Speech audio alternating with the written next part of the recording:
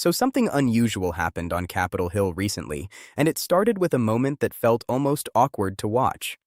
Senator John Kennedy of Louisiana was speaking to reporters after a congressional hearing. Normally, when politicians are asked whether they support someone from their own party, the answer comes quickly and confidently. But this time, Kennedy hesitated. He paused, searched for words, and then said something that immediately caught people's attention. He said he was tired of trying to explain behavior that, in his words, was simply inexplicable. The person he was talking about was Kristi Noem, who at the time was serving as Secretary of Homeland Security. What started as a routine oversight hearing quickly turned into something much bigger. Kennedy openly questioned how the Department of Homeland Security had spent roughly $220 million on an advertising campaign that prominently featured Noem herself. Yes, an advertising campaign, funded by taxpayer money. Some of those ads reportedly showed her riding a horse near Mount Rushmore while promoting immigration policies. For Kennedy, that raised immediate concerns. During the hearing, he used a phrase that quickly made headlines. He described the spending as spending porn, meaning government money being spent in a flashy and unnecessary way. But the ads themselves were only part of the issue. The real controversy started when lawmakers began asking how the contracts for those ads were awarded. Normally, when the federal government spends large sums of money, it follows a process designed to keep things fair and transparent. Companies compete for the contract, proposals are reviewed, and the government chooses the best option. This process is known as competitive bidding, and it's meant to prevent favoritism and corruption. In this case, however, that process appears to have been skipped. Instead, the Department of Homeland Security used an emergency provision that allows agencies to move quickly during urgent situations. Officials argued that the immigration situation at the southern border justified bypassing the normal bidding rules. Technically, that exception exists for real emergencies, but critics say it can also become a loophole if it's used too loosely. And then investigators discovered something that made the situation even stranger. One of the companies that received a major portion of the contract was called Safe America Media. On paper, it was awarded around $143 million. But when reporters started looking into the company, they found something surprising. The company had only been registered about a week before receiving the contract. Depending on the exact records you look at, the company had existed somewhere between 7 and 11 days before being handed a deal worth over $100 million. That raised immediate red flags. The company didn't appear to have a public website. There was no clear office location, and there was no record of it having handled federal government work before. Naturally, lawmakers began asking questions. When Kennedy asked about the contracts during the hearing, Noem initially told him they had gone through a bidding process. But later in the same hearing, under questioning from another senator, she acknowledged that they had not actually been competitively bid. That contradiction did not help her case. Meanwhile, the situation became even more complicated when Noem suggested during testimony that the advertising campaign had been approved directly by President Trump. According to multiple reports, that statement did not go over well at the White House. Behind the scenes, tensions were already rising.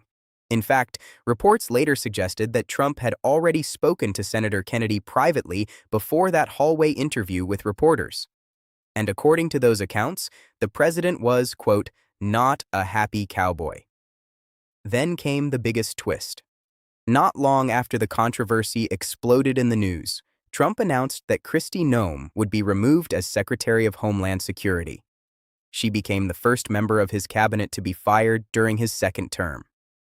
Her replacement was announced as Senator Mark Wayne Mullen of Oklahoma, who would take over the position pending Senate approval. Interestingly, reports suggested that the firing wasn't solely about the contracts or the ad campaign.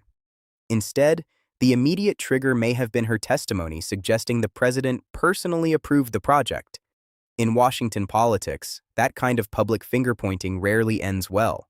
But even after her departure, the bigger questions didn't disappear. Investigators and watchdog groups continued looking into how the money moved after it left the Department of Homeland Security.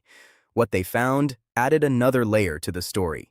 The company that received the main contract reportedly subcontracted part of the work to another firm called the Strategy Group. Subcontracting itself is not unusual. Companies often bring in other firms to handle parts of a project. However, the connections in this case raised eyebrows.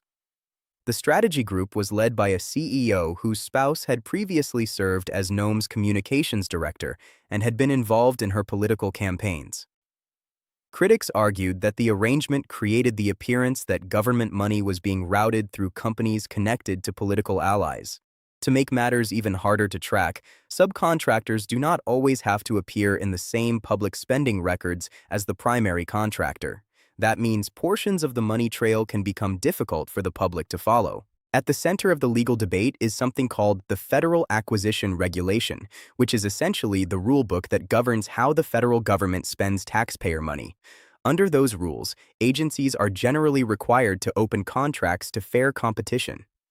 But there are exceptions during emergencies, and that's the clause DHS used to justify bypassing the bidding process. Supporters of the department argue the immigration crisis justified acting quickly. Critics argue the exception was stretched far beyond its intended purpose, and while that debate continues, another controversy also surfaced during the same hearing. Noem claimed that the advertising campaign had persuaded around 2.2 million undocumented immigrants to voluntarily leave the United States, saving taxpayers roughly $39 billion. That figure immediately drew skepticism from experts and lawmakers alike, especially because such a massive impact would likely have been widely reported long before the hearing. Meanwhile, the Department of Homeland Security was also dealing with the effects of a government shutdown. During that period, thousands of employees were temporarily sent home without pay, including workers responsible for cybersecurity and disaster response. For many critics, the optics were troubling. Government employees going unpaid while millions of dollars were spent on promotional ads. Despite the controversy, the contracts themselves remain unresolved. The watchdog investigation requested by Senator Peter Welch is still ongoing. Safe America Media, the company that received the massive contract shortly after being created, has not fully explained how the funds were distributed. And that raises a larger question that extends far beyond this single case. If emergency powers can be used to skip competitive bidding and route huge amounts of money through newly formed companies, how often might that be happening across the government? That's the concern many lawmakers are now raising. Senator Kennedy, for his part, summed up his frustration in that hallway conversation with reporters. When asked again whether he would support Noem if given the chance to vote on her confirmation today, he declined to answer. Instead, he told the reporter he could ask the question 1,000 times, and the answer would still be the same. In Washington, silence can sometimes say more than a direct response. And in this case, the silence spoke volumes. Whether the investigation ultimately proves wrongdoing or simply exposes flaws in the system, the episode has already sparked a larger conversation about transparency, oversight, and how taxpayer money is handled during national emergencies. Because in the end, the real issue isn't just about one official losing a job, it's about how the system itself works, and whether the safeguards designed to protect public money are strong enough when the pressure of politics enters the picture. And that debate is far from over.